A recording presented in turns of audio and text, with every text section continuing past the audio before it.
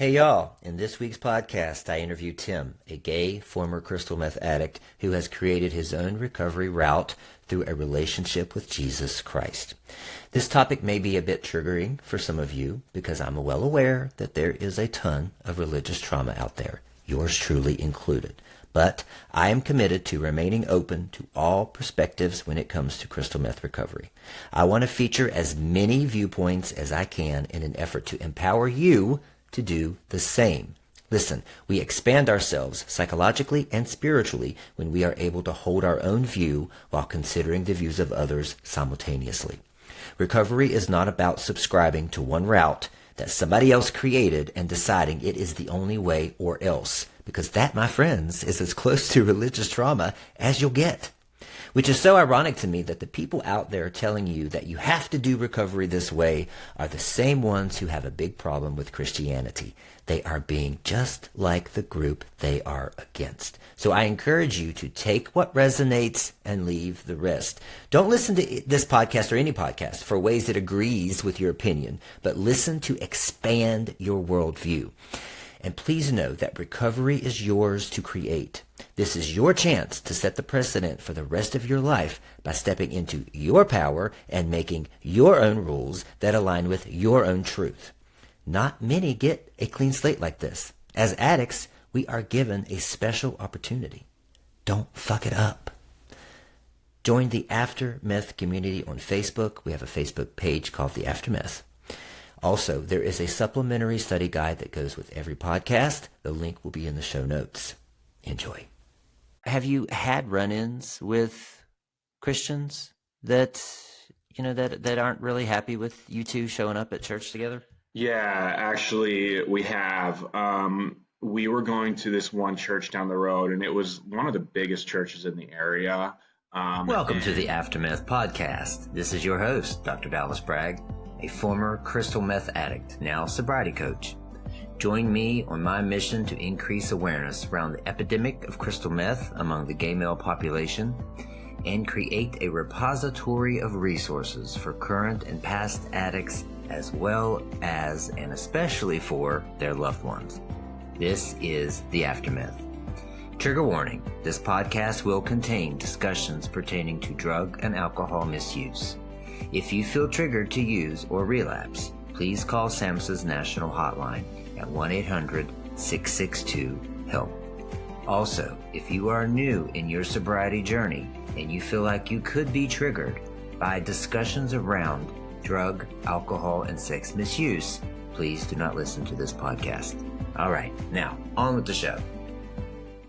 Welcome back to the Aftermeth Podcast. This is your host, Dr. Dallas Bragg. Today, I have a new friend of mine, Tim, and we are a result of some really strong networking that I've been enjoying lately.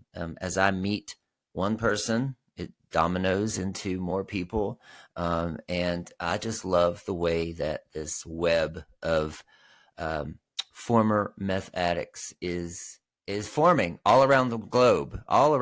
We're all out there, and we have a message. We have something to say, and I love today's episode because it's a unique message, and I'm looking forward to getting it out there. If you are enjoying the podcast, and I know that you are because our numbers continue to rise, which I'm very happy with, please please review, preferably 5-star review, and share. Also, if you've already liked and reviewed, could you also share the podcast on your social media channels? I would really appreciate that. And if you do, tag me in it. And maybe we'll start doing some type of prize or raffle. I don't know. But start doing it. I appreciate you doing that because we want to get the word out. We want this podcast to reach the right demographic. And as I've mentioned before, aftermeth is not an actual word, so the SEO does not pick it up. So I didn't know that. I didn't realize that before I picked the name, but that's okay. If you do tell somebody about the podcast, make sure that you remind them that the phone or computer will autocorrect to Aftermath and the podcast will not show up. All right. said everything I was supposed to say. I'm going to turn it over to you, Tim. If you could introduce yourself to us. Hello, my name's Tim. Hi, everybody. I'm 39. I am a grateful, sober person. I'm sober since November 19th, 2021 from meth. Mm-hmm. Well, you're in the right place. Thank you. Congratulations on your sober time. Thank you.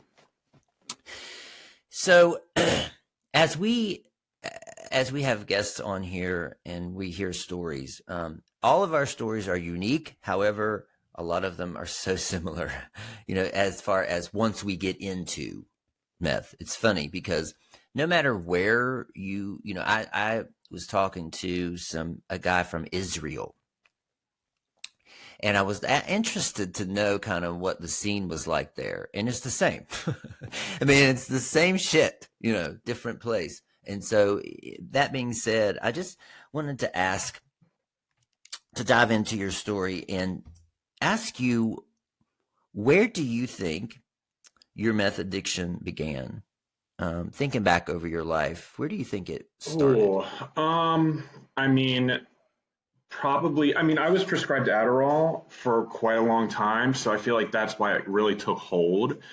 Also, I have addiction in my family.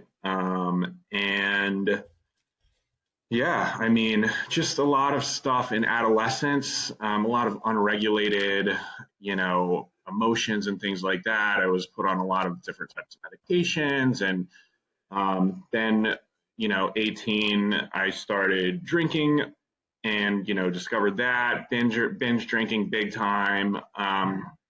And then I kind of just innocently stumbled into this, just like everybody. And I was like, I really have, this is my secret. This is a really powerful drug. I found it. And I'm just going to kind of use it, really discreetly and cautiously. Right. And, kind of just took hold. Yeah. Yeah. It's funny that most of us, as far as similarities go, a lot of us go into this thinking we can do it recreationally, and I think the biggest question I get is it possible to just do this on the weekends?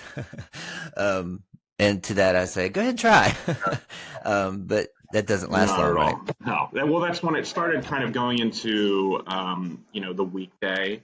That's kind of when, and then when you started using other things to administer it, that's when it's kind of like, oh, maybe this is a bigger problem. So, yeah. Mm-hmm, mm-hmm.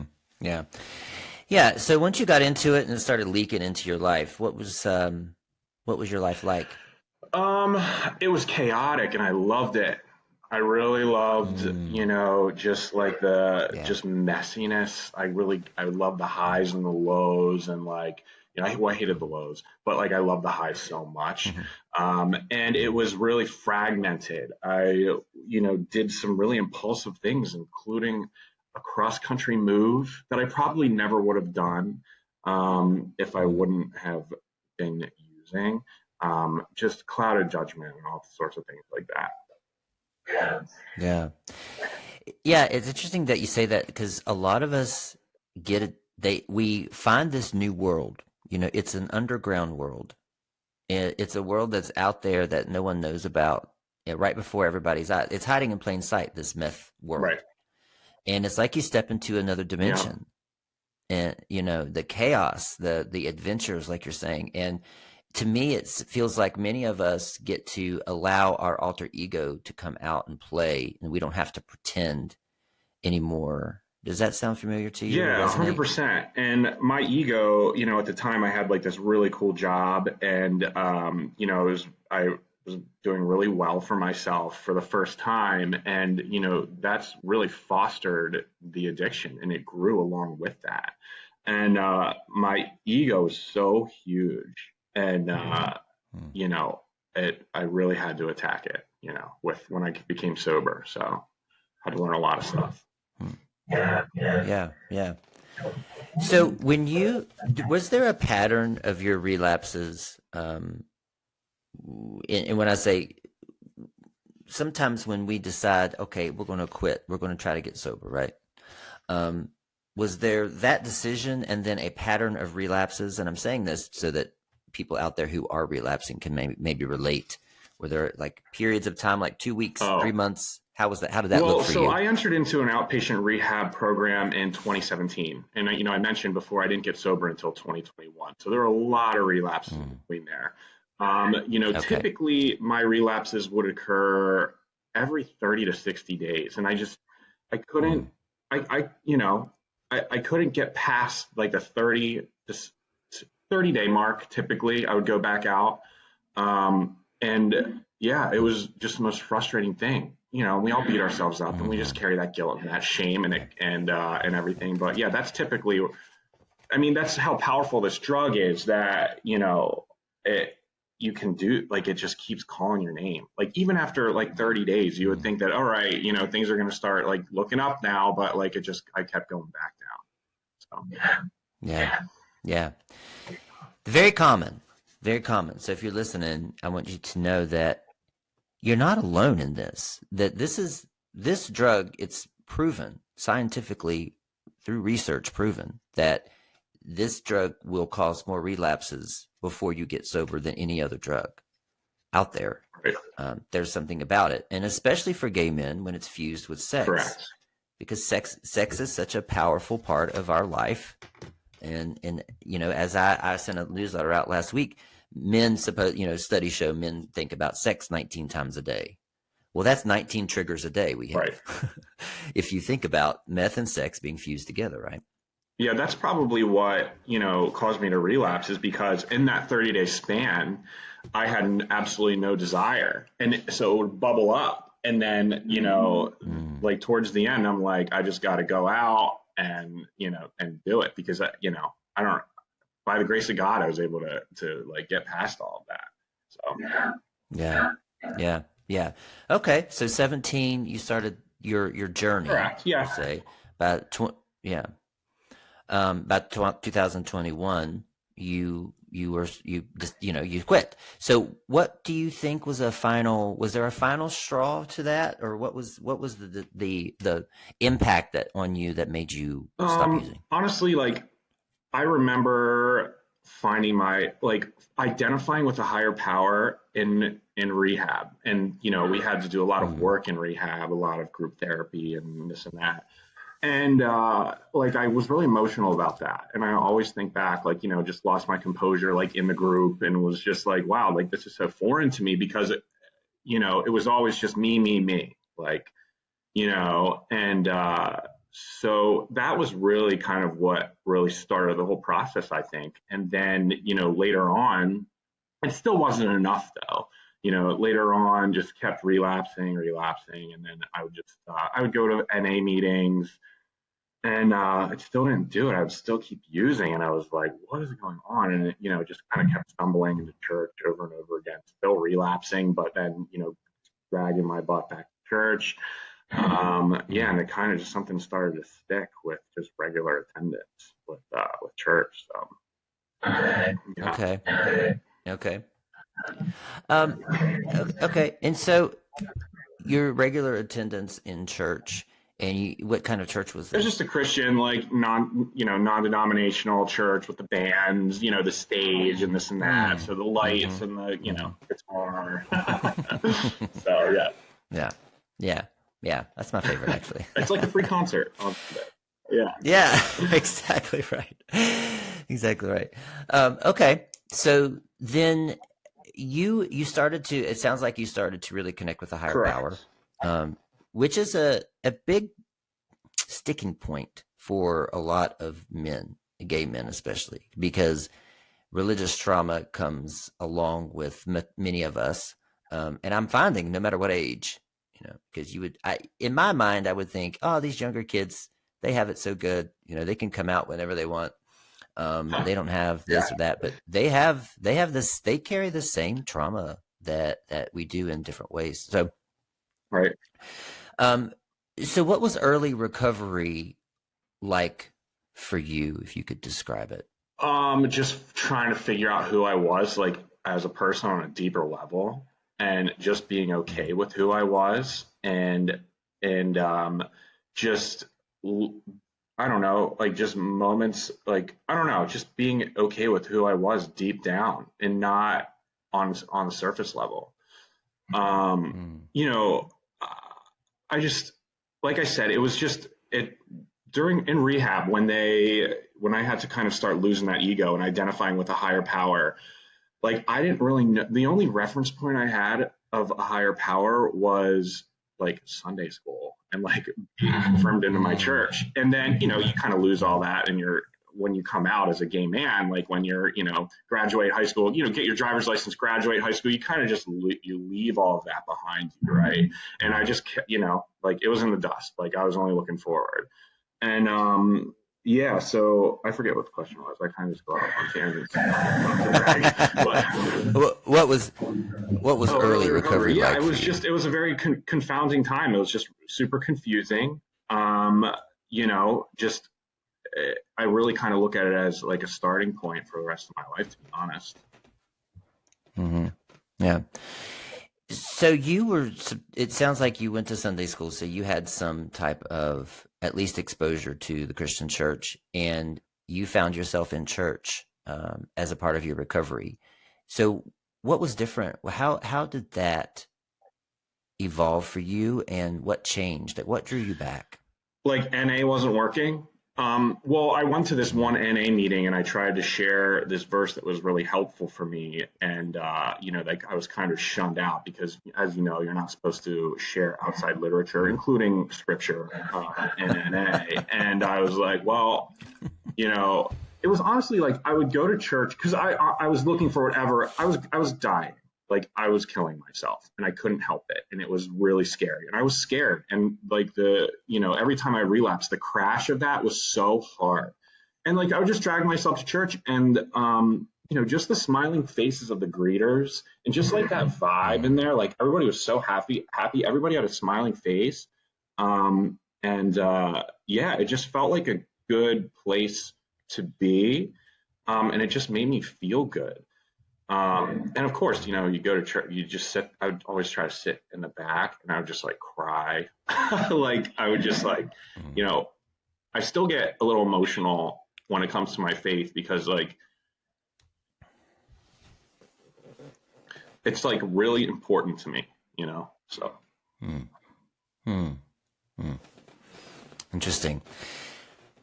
Well, when we start talking about church, that's and you start saying God and you start saying Jesus, I'm likely to get canceled for saying Jesus on my podcast because there's a lot of anger, there's a lot of trauma that we carry as gay Mm. men. I myself, when I came out, I denounced all. I Oh, said I was an atheist. same. I bought the Yeah. books and I was like, look, Grandma, like, Mm. I'm atheist now. And she, who knows? She was probably really upset, but same. She's Yeah, praying right. for you. It's probably grandma's Yeah, prayers that Mama. got My you mama was in praying. Yeah. recovery. Mama. Yeah. And so for me, I had to delineate. Like, I'm not angry at Jesus as an entity. I'm angry at what these people, these humans, these family Mm. members of mine portrayed him as, Right. right? And I'm angry at the way I was treated and the fear that was Right. instilled in me. I remember, I don't know about you, but I remember thinking when I was masturbating to a man, thinking if Jesus comes back right now, I'll burn in eternal flames Right. because I'm sinning at the Right. I moment. just tried to repress that, and I try to be like, just really try to force myself to like in Boy Scouts and stuff, like they would like bring out a Playboy magazine, like I try to fake it, Uh, like oh, like, and then well, yeah. then a lot of anxiety, and it's like, what's wrong with me. But not so much like Uh, I was sitting and going to hell because at that point I was already confirmed into my church. Like when I really started to kind of, like come out as a gay. I didn't come out until I was 18. So at that point, I was really okay. already like done with the church. Like I put that behind me, like I said. So yeah, and then I Okay. just, recently within, 2021, really 2020, I started going back to church because I got my real estate license and I was just trying to find, and I was sober too, but I was just trying to find clients. Like it was really like, like it was, I really started with for a couple reasons, but, kind of took hold. So. Mm. Yeah. Okay. So tell us about your faith, if you don't mind. Like how do you reconcile being gay and being in church? Well, yeah, per se? I mean, it sucks because there's a lot of Christian fundamentalists that hate me. There's a lot of Christians out there that think that I am just a sinner. And I, if you read the Bible, which honestly, I really don't sit down and like wield the Bible and like read the Bible because it's hard to read and I'm not a big reader. I just like to go to church for the message. Like I'm probably not like the best Christian, but whatever, like, only God can judge, right? So, but yeah, just coming to terms with that is tough because every once in a while, I find a person that, they find out I'm gay and they want to be like, try to help me. And I know that in my congregation, there are people out there that like disagree on the deepest level of how I live my life. But that's them, they're over there. I'm doing my own thing. But yeah, I get it. Like I can identify with the fact that gay men, just want the church to be disintegrated. And it's unfortunate because it really does help a lot of people, especially with major life events like this, where, I was able to call back to the Lord for help. So, but yeah, you're right. I mean, it is unfortunate, but what can we do? Yeah. So what I hear you saying is you go for the message. The message helps Correct. you. You're not stuck on whatever, so right. believes. Well, I mean, we all interpret the Bible differently, right? The Bible is a combination of stories that were written thousands of years ago that have been passed down, and then there are those people that, take the Bible literally. And those people hate me. And, that's, and it, I don't want to say I'm fine with that, but it's not going to change. I don't know. Like, I'm still thankful to be a Christian. Like, it's just, I kind of think sometimes to share that, my religion with the hate that is also associated with it in regards to, gays and lesbians. Yeah. So how did your faith, how did that, build your recovery? Like, what are your practices? So, I guess is maybe I would just drag my butt to church and just, like I said earlier, I just would just cry and cry and cry with all the shame and the guilt. And like, I learned that like Jesus still loves me, like, and he wants me to be better. Like I kept screwing up, like I kept relapsing. And I was like, I just felt worthless. Like I'm so stupid. Like what's wrong with me? And like, I just know that, like, I just learned that, like, God still loves me, like, and he wants me to be better. And that was really, like, just really powerful. Like, I was like, yes, like, I can do this. Like, God loves me still. Like, even though I hated myself. So, yeah, that was just a really important lesson that I learned that has really kept me sober all this time. So I'm really thankful. Do you pray on a regular basis? I do. I journal. I try to journal like 4 or 5 days a week. And then after I do some of my good journaling, like I'll say little prayers. Typically it coincides with me journaling and praying. Yeah.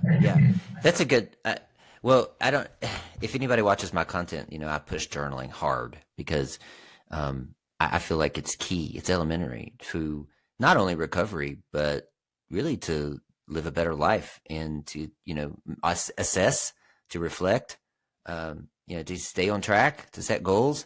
But it's also a prayer. So I'm glad you say that. I mean, when you're journaling, a lot of people pray as they journal. and meditate as they journal. Right. I mean, there's so much more to journaling than what people think. So I'm glad you mentioned that. Yeah. So it's been really helpful for me. Journaling took a long time to I took a long time to grasp journaling. Even from when I was like 10, 11, 11, 12 years old, I went to a therapist and stuff because my grades were bad in school. And he would always suggest journaling. And I'm like, okay, whatever. And then I I guess rehab really taught me a lot. It gave me a lot of tools too. And even then they're like, you should journal. I'm like, yeah. So I journaled like here and there. But it's really helped me. So just putting stuff on a paper, because there's so much stuff that goes through our mind all day. And, we start the day happy and end up angry and vice versa. And just trying to get that out there. I like to journal in the morning. Yeah. So you journal in the morning. Do you have any other ways that you would describe how you journal, like how you implement it into your life? I tried not to just journal on I try to go a little deeper when I journal. So I'm thankful not to have that many triggers anymore. But when I do, I will certainly journal about those. So when I first started journaling, I read back to my older entries from a couple of years ago, and it's a lot about triggers, just scary stuff, and drug dreams and all of that, and writing about that. And now it's kind of evolved a little bit to where I try to focus on my 5 and my 10-year goals. I just try to journal about being happy, because sometimes I'm just a miserable person. I think we all go through that sometimes. Being grateful for things. I do a lot of gratitude exercises, and write all that stuff down too. So yeah. Love that. Yeah.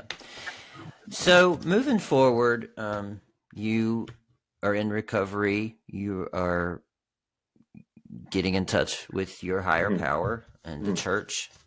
You're really talking, and walking, it sounds like, with Jesus, with God. How about relationships after that, and or sex? How did that work for you? Was it difficult to find sober sex again? Did you have to go through a repair process? I'm really lucky to have been in a relationship through this whole thing, through finding and he stuck with me, and I was really a jerk, and I was a really selfish person, and he stayed with me.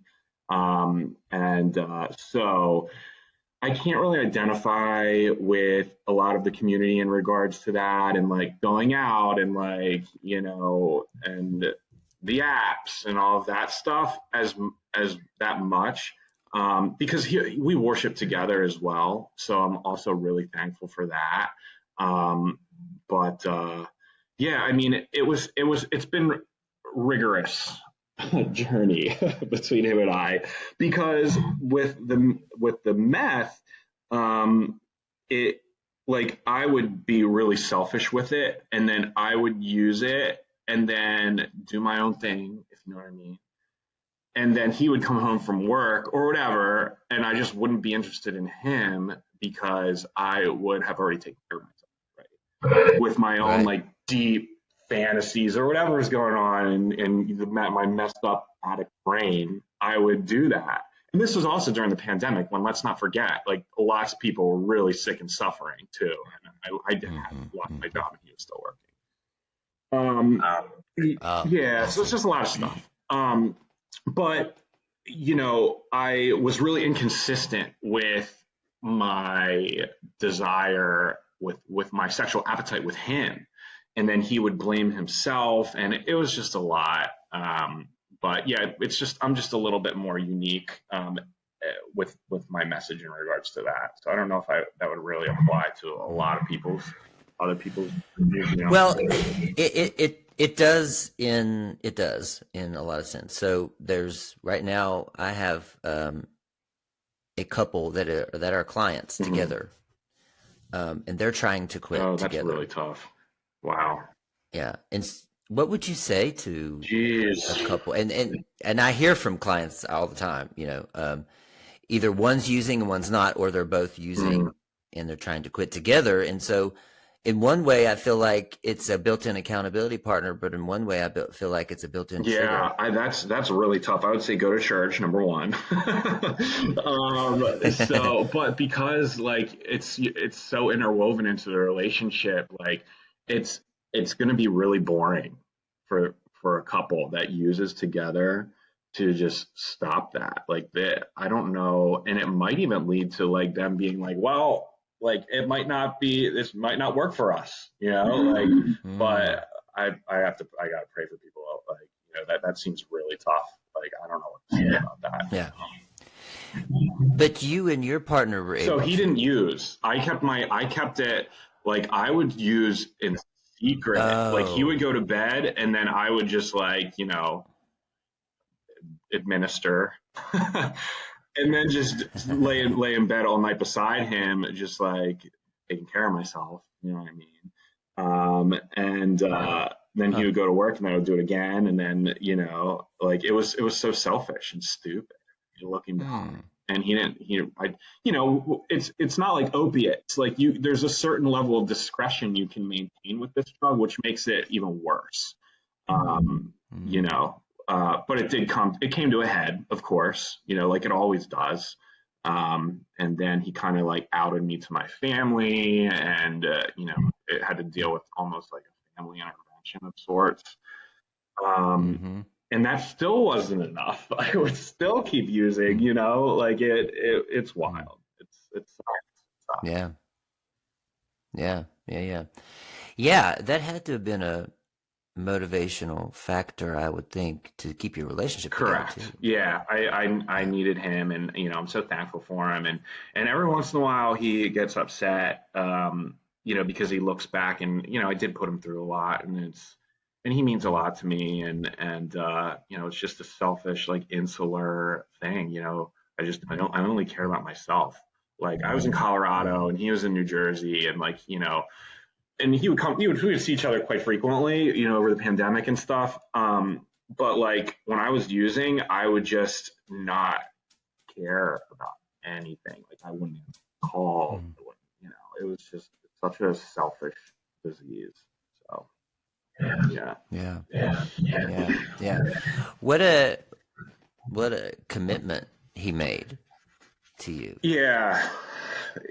He's not without his flaws or faults. I'm not trying to air him out, but like he has some issues too. So he has some prescription drug problems. Yeah. Interesting that you survived and now you're together. The boring part, I think, is important for couples to know that, the sex is going to completely change. Right? Yeah. I mean, it's like you might not necessarily even want to have sex with each other for a while. And then you might just like, it might be a while too. Like, my boyfriend likes to, he has a little bit more drive than I do. And it's sometimes an issue. Like he has needs, and like, you guys, partners each have to meet each other's needs. But when meth is thrown into the mix, it just throws everything like awry, So that's just really tough. You can take, what do they call it? And you would know this more than me, Dr. Bragg. You can like abstain from sex for a while. And there's a term for it. I forget what it's called. Dr. Anna Lemke, she uses this word. It's like just like like you just stop from indulging in whatever, like and just maybe take 30 days and. It's a dopamine reset, a like detox, that. Yeah, dopamine detox. Right. Yep. But it just stinks because we're we're men. Like it's like we're wild this way. So it's really hard. My heart goes out to the couples out there that are trying to just get their lives together off of this stuff. And church worked for me. I mean, it's just I would not always recommend it. It's just a nice place to be. It's a good vibe. Everybody's really friendly. So your faith it sounds like kept your relationship because too. we would go to church together, and then we would have lunch, and like have a whole day, and we would. And I like to sing too, so like you can get your singing, and all that stuff. So yeah. Have a tune for us? Well, church choir actually just started up, so I practice tonight. Okay. I practice tonight at 8:30. So we're learning some new spiritual music. I love it. So speaking of your faith and your relationship, have you had run-ins with Christians that that aren't really happy with you two showing up at church together? Yeah, actually, we have. We were going to this one church down the road, and it was one of the biggest churches in the area.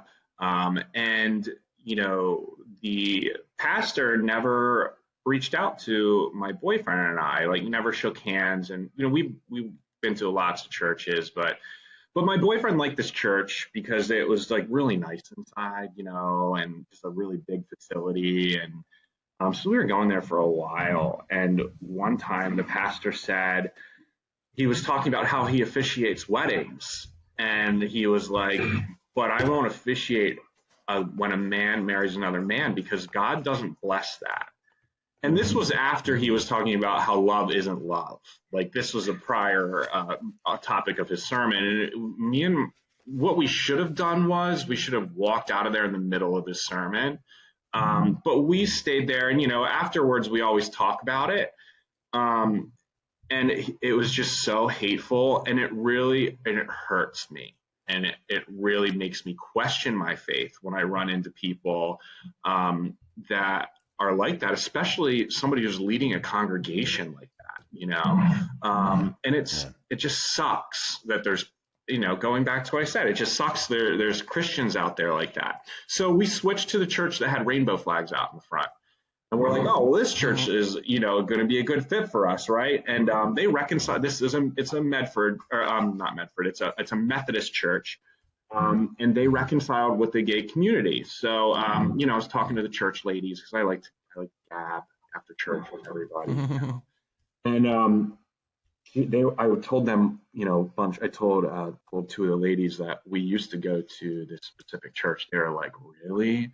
They were like, didn't you know how conservative that church is? They were like, when we reconciled with the gay community, we lost members of our congregation to go to that church. And I'm like, no, like, we had no idea. And so now I'm just grateful that we did find a church. So this might be a struggle that you guys have, trying to find a place to worship, because there's definitely churches out there that are led by pretty hateful people. Also, like, I'm in sales, and I was selling to this one reverend, and as a man of faith, like, we always have to be disciples, and it's good to talk about it because it's so helpful. And I really thought that, I could share my faith with this reverend, and he was super nosy, and he was like, where do you live? Who do you live with? And I'm like, at this point in my life, I'm not going to try to hide anything. I'm like, I live with my boyfriend. He was like, and his complete demeanor and tone changed. And it was really awkward because, I'm in a professional environment, and he suggested I read a chapter of the Bible that is really horrible. Leviticus Romans, or something? Romans, yeah. And I didn't really know, because like I said, I don't really read the Bible too much. And so I read Romans, and it's like, it compares gay men with like rapists and murderers, and it's horrible. And, and once again, I just start questioning my faith. Like, why, if there's people that are this hateful about me, like, why do I want to be a part of that? And you just kind of have to put that aside. And it sucks, but everybody sins differently. I'm sure that reverend sins in a lot of different ways. And what they don't know is that, like, we didn't choose to be this way. It's almost like they just don't know any better, like you can't pray this away. Like, this is who I am. Like, I don't know if it's genetic. We don't know, obviously. But it's just kind of like you just have to take that and, and just kind of pray for them. Yeah. It reminds me of, I was singing in a congregation once, and the pastor was talking about homosexuality, and he was fat as fuck. Right, like that. Like put down a sandwich, I'm like, what happened to gluttony? Right, exactly. So, while it's really unnerving, it's going, and if you're a gay man and you want to, start a journey with Christ, it's going to happen. You're going to have run-ins with people that just don't like you. But I would, while that is very discouraging, you have an option with going this path to like really clean yourself up. And, it's a good thing at the end of the day. Yeah. And it works for you. And I would say, that it's the same principle of trying to find your 12-step group that works for you. Like you can't go to one or two and say this all sucks. You might have to try some out. Same with the therapist. Yeah, exactly. I tried therapy, but she didn't listen or whatever, or she didn't get me. Well, you know how many fucking therapists there are out there? You keep shopping. Yeah, well, until you find something. It's funny you say shopping, because that's what me and my boyfriend call it. We call it church shopping. We shopped around for lots of churches, and sometimes you feel like you have it. You're like, oh, I found a cool church, and you're like, you go to a new church. So yeah, I mean, it's just like therapy or 12-step. I really like 12-step. Really worked for me in early recovery and finding a sober network. So I feel like that was very beneficial for me. But over time, because NA is so based on spiritual principles, I was like, let me just go to the next level and just go, try church. So yeah. So I really haven't been to NA. I'll go to NA with friends and people that, to support them if on their sober milestones. Like I'll go to an NA with them. But yeah, I'm thankful that, I just go to church now. So. Yeah. Well, I hope that your message helps some gay men see that this is possible. That if you are triggered by church or Jesus, or if that's showing you that there's some unprocessed trauma there, and there, that could be something that you might want to look at, and that the reconciliation process is possible. Right. Yeah, I want to say on the dopamine reset, the dopamine detox, is that there's a lot of research out there. There's psychiatrists even, or therapists, who suggest a 90-day detox from sex, that's what I was talking about, masturbation. Yeah, to reset your sexual template. So I just want to mention again, I say this as often as I can when this topic is brought up, is that you just can't take concepts as they are. You have to think about them, use your context, and know that it's individualized. So if you're going to detox for 90 days from sex, masturbation, and porn, like Tim said, you're a man, and sometimes when you come out of a meth addiction, you don't want to have sex at all. I get that. But the sexual energy comes back, the horniness comes back. It's not just abstain and count the days and wait until the 90 days so you can jerk off. You have to be doing the work during that 90 days. You have to really be settling into reading and being in nature and being creative and, getting this energy, giving it an outlet otherwise, and preparing yourself for the onslaught of sexual energy and horniness that's going to come back. Because I've seen a lot of guys try this 90-day thing. They count down the days, they can't wait, and then they just go fucking bonkers, because they haven't really done the work to move that energy around. So I wanted to do a little asterisk on that conversation. Yeah. Can I share a verse of the Bible that's really helped me on your podcast? Is that okay? Go ahead. Please awesome. Do. Outside literature is that okay? Welcome. Yeah. Okay, great. So the book of Matthew, chapter 7, verses 13 and 14 describes two gates, one narrow and one wide, in the paths that lead to life and destruction. The narrow gate is the gate that leads to life, is narrow and difficult to find, but only a few find it. The gate that leads to destruction is wide and broad, and many people enter through it. So what that means to me, honestly, and specifically with the gay community, is that a lot of people in this community, unfortunately, a lot of people are suffering, and indulgence and drugs and alcohol really permeate the fabric of the gay community, and it's really unfortunate. And I think that the narrow gate and what we have as sober people is just really, really special, and I think it's kind of like a cool little club. So yeah, I just had to kind of put that out there, because this chapter specifically has really helped me. And this is actually a chapter that I shared at an NA meeting, and I was ousted for it. So it feels really vindicating to share this. Yeah. Good. I'm glad. You're Thank welcome. you for that.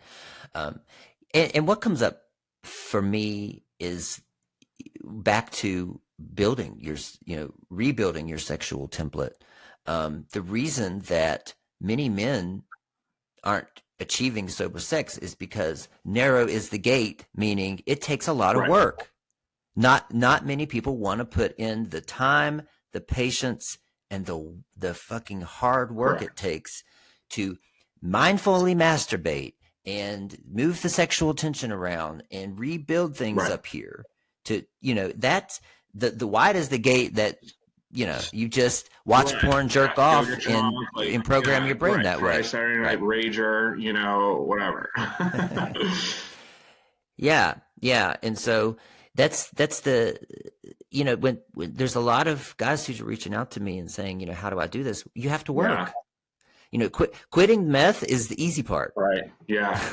It's that's the easy part. I look back at the person I used to be, and how selfish I was, and how angry I was, and how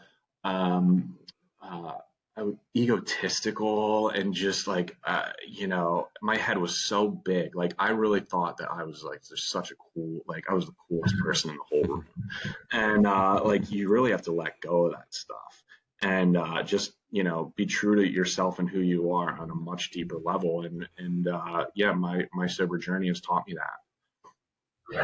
Yeah. Humility. Yeah, absolutely. Yeah, great, good. Okay, well, what if I missed, Tim? What have I not asked you about that maybe I could have? Anything? I don't know. You kind of got me to share some really kind of private stuff, you jerk. Yeah. So, it was really a tell-all of this journey.